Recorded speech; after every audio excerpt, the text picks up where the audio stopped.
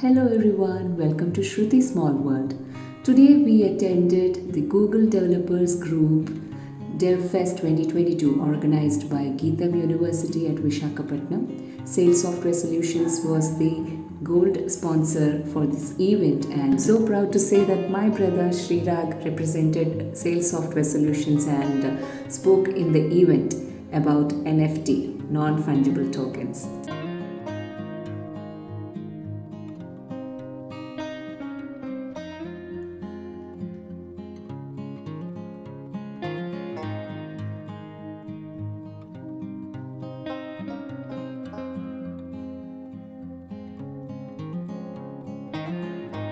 We have a short session on sales software, which is founded by Kiran Sangita, who has more than 25 years of experience in technology industry across US, Europe and India. With a group of 7 highly passionate developers, Sales ventured into the human capital management space and built its own product and grew the user base exponentially before selling it off. So we have our speaker Srirag Nair to talk more about sales software. They are gold sponsor, so Srirag Nair sir. Please round of applause, guys.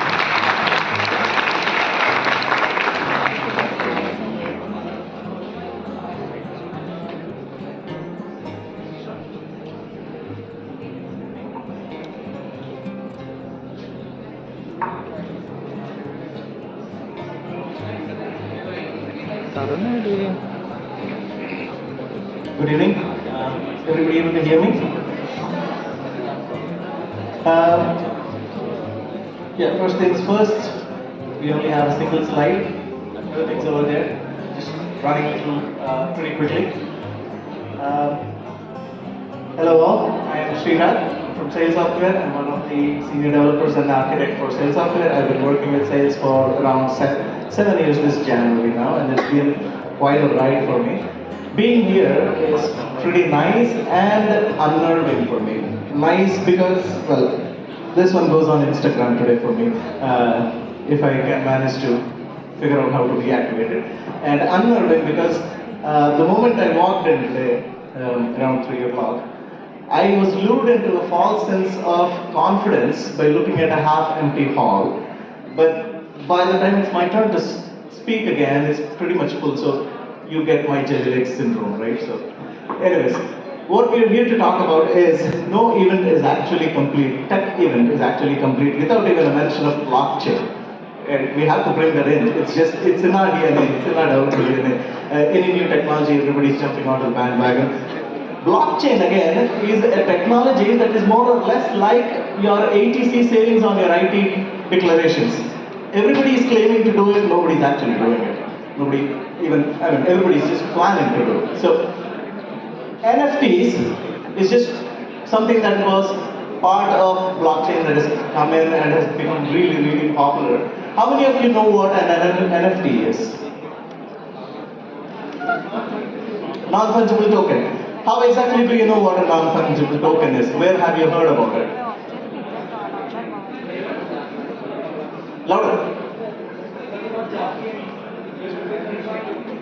So you've only heard about it through blockchain. That's it, right? I've only seen like a few hands go up. So the most common audience that is familiar with this concept is usually the gamer world or the people you call nerds or geeks. Alright? So NFTs are pretty much famous in the virtual world. You know, everybody's been speaking about metaverse and the virtual world. So this thing is a pretty famous or pretty sought after commodity in the virtual world. NFT stands for non-fungible token, and it is usually found in the form of, gaming items that you win after quests. People who are into multiplayer online gaming, you play quests and you win things. And now even our celebrities are jumping onto this bandwagon where they're picking out memories from their childhood or something, they're converting it into an NFT and that's being sold for high prices.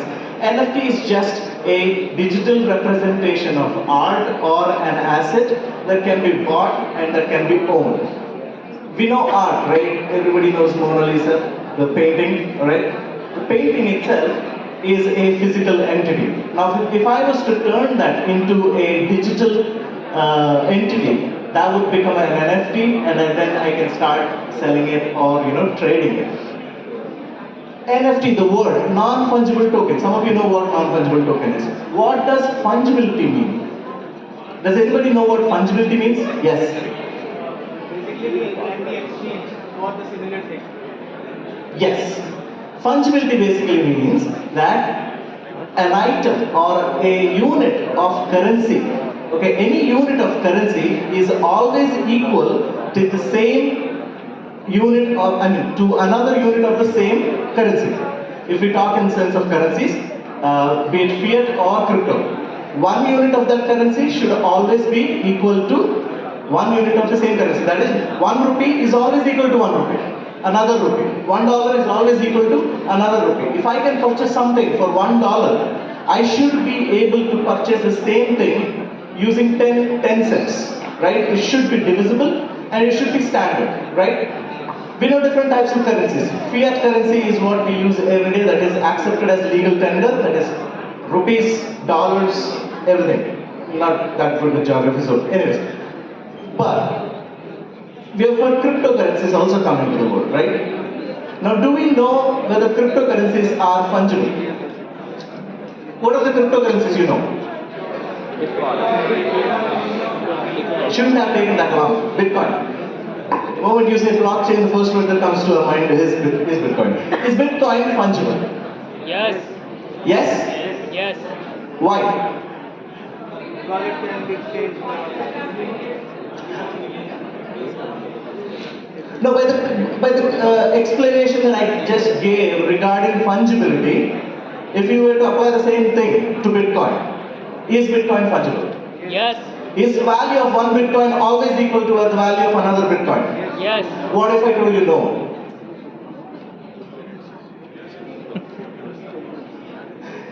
Alright, I don't want to confuse you. Usually, what Bitcoin aspired to was the same thing, yes. Value of one Bitcoin was always supposed to be equal to the value of another Bitcoin, right? Yes, that was what was supposed to happen. However, it's not always what happens.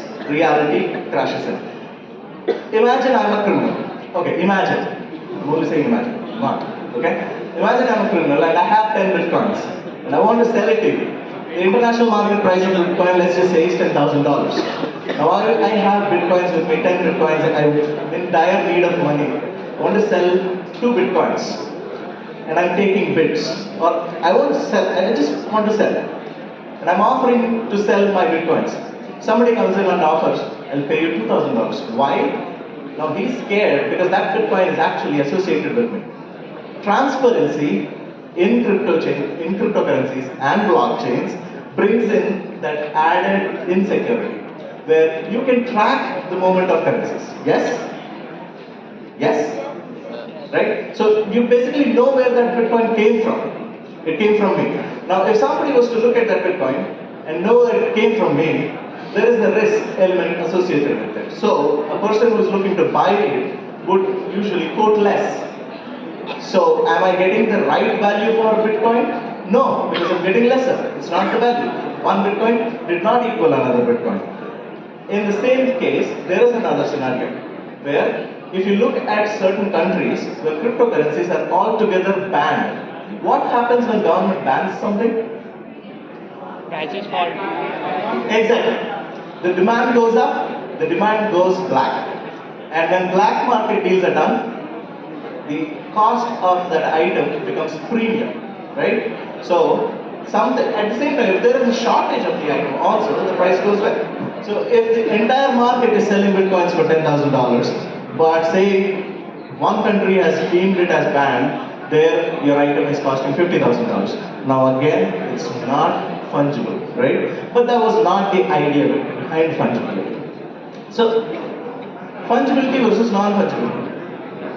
Where does this differentiation come in?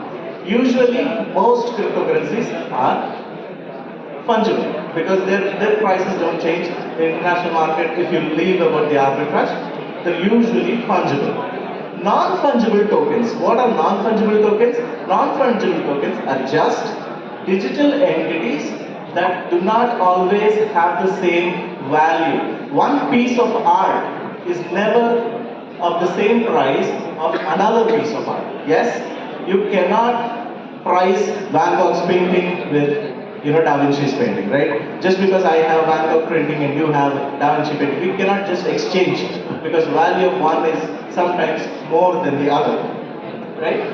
The point of this entire non-fungibility concept is, the thing is, tokens, when we say fungibility, tokens that exchange on one protocol or one network usually always have the same value. But in the case of non-fungible tokens, NFTs, the values are not the same. The chain, the entire network remains the same, but each token in the same network does not have the same value. So far, we've only been seeing these in the virtual world or the gamer world. My question is, can we actually bring them into the real world? How exactly do we bring them into the real world? So far, NFTs have been representing virtual assets. When I spoke about art, it was a virtual asset. You basically claim to be the owner of an art, so it's still a virtual asset. But if we were to just look at assets as a whole, any asset can maybe be represented as an NFT, maybe digitalized, and if we brought that down into the common man's market, any and every asset can actually be represented as an NFT. Maybe. We are looking to migrate everything into the virtual world. This, for a change, is bringing something out of the virtual world into the real world. Imagine a scenario: you own a car, you prove the ownership of your car using an NFT. You own a piece of land, you prove your ownership of that land using an NFT. What does that prove? What does that change? What advantages does that bring? The single most important advantage that blockchain offers, which is immutability, authenticity, and proof of ownership. All of that together is what blockchain offers.